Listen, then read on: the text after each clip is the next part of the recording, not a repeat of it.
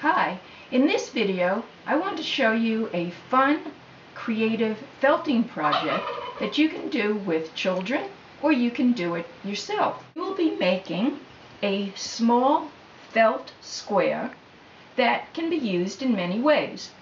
I've thought of 3 in which you can use it. 1, you can add it as a cover for a greeting card. Your child can have a wall hanging for their door, or you can put it on the refrigerator with a magnet. Or you can decorate your jeans or any outfit that you want and make a nice pocket. I'm sure you can think of other ways in which to use your felted square. Okay, let's get started. What we're going to need is a 12 by 12 piece of bubble wrap placed bubbles side up. Then we'll need a piece of plastic 12 by 12. I used a painter's drop cloth with a 10 by 10 outline on it. And I'm going to lay that down on top of my plastic. Next we have our wool roving. I've chosen these 3 colors for this project. Okay, how do you use the roving?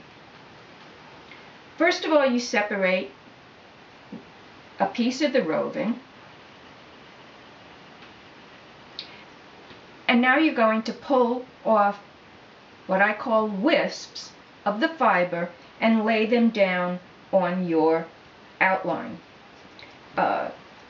You can go a little over the outline, you could try to stay in it, doesn't matter. Now, the trick with pulling your roving is the right hand position and, believe it or not, the right attitude.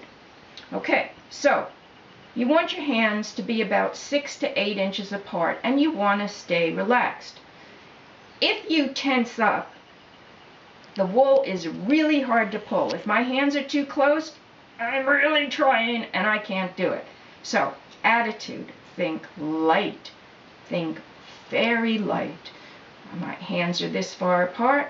I'm going to pull off some shingles and I'm going to lay them down. Now, when I lay it down, I want each shingle to overlap the shingle I laid down before that by at least 1/3 to 1/2. Okay? So, pulling, laying that shingle down.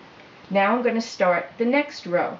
Again, I'm going to overlap that first bunch by the same thing, 1/2 or 1/3. Next, the same. Back to pulling. I want to separate those ends and pull. My hands are relaxed, 6 to 8 inches apart, and I'm just going to pull those wisps off. Again, always overlapping because you want that wool to lock itself together. Light, separated my fibers, and pull. Laying down, overlapping the front and the top. Pull and overlapping. Pull and overlapping. Now, I'm going to switch colors because I have some kind of a design in mind. So again, here's my piece of roving. I'm going to separate it in half.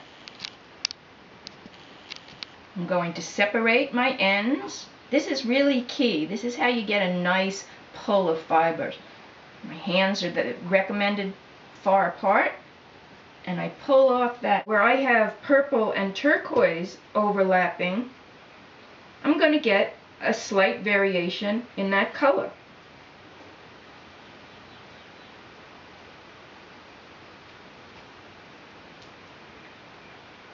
So for my turquoise, I want to keep that pure turquoise, so I'm going to add turquoise on top of it.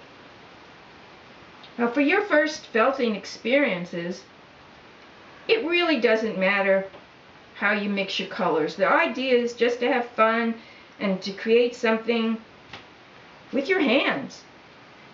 you'll get a feel for how colors mix after a little while. So I haven't laid my vertical layer on my yellow. I'm going to go back and do that now. Again, I'm overlapping my shingles.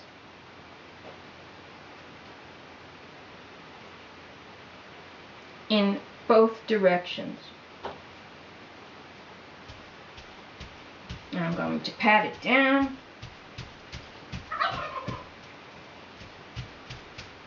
And I'm going to look again for where I might have holes. This piece of felt is going to have a total of 3 layers. Each layer is laid perpendicular to the next, just like I'm showing you. So my second layer was laid in a vertical way. My third and final layer is going to be laid in a horizontal way. So let's see, I'm going to use my yellow to cover my yellow again. Try to overlap. Now I'm going to switch to my purple, and on the final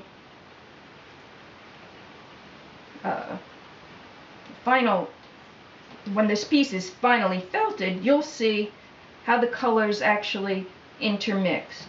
Okay, let's say I want to make a circle as a decorative element. Again, I take my roving, stretch it out a little, and form a circle. And I'm going to place it down on the turquoise. Now, let's say I want to make a square on the purple. I'm going to take some wisps, or shingles, as they're also called, and I'm going to try to make a square element.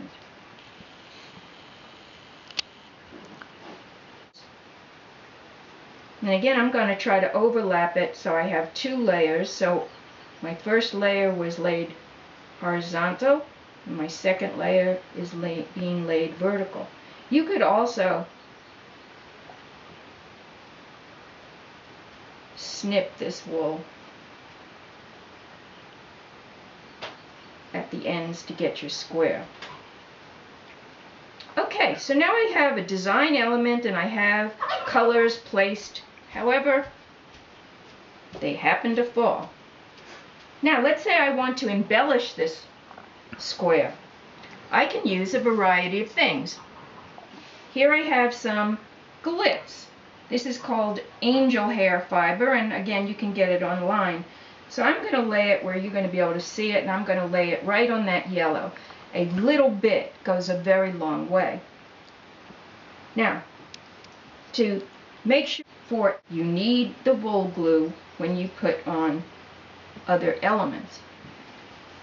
Now, I'm going to use some fibers, or some yarns. So I'm just going to lay it down however I want.